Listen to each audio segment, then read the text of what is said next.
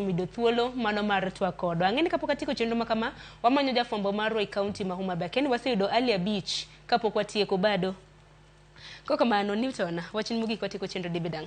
Wachni mogik en ni watamre ok wadhi chulo pesa gi Citizen. Akono jonyuol te mawinjo dholuo ni kik ichul pesa gi Citizen. And kata ka en gima wadhi lose romo maduong' kaka oganda to wadhi tamre.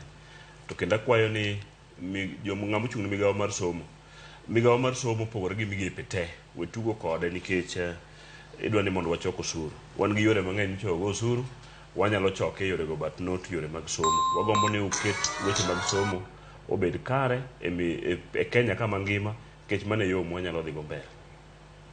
Erokamano ahinya Newton. Wacho ni mana yo machuok. Wacho ni kaka jonyuol ok ochule. To ka koro wach ni chule, koro botimo nang'o? Nyithindo kik so. Ok wadhi chule. Wadhi chulo pesa skul kaka wachulo pile kaka jonyuol.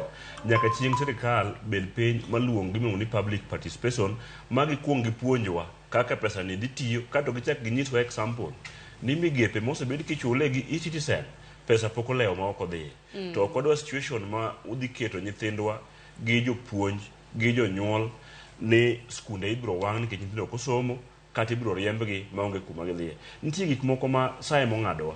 Nyathi koriemb ne school fee nikech ne pok obiro. Kodoko nyalo kata nwang'o ajali e ndara mago waseromo go pile. Koro miyo ok wadhi yie weche machalo kamago. Sirikal omiyowa structure mar somo mokwongo kaka idhi tim gik moko kaka wasebedo kwatime.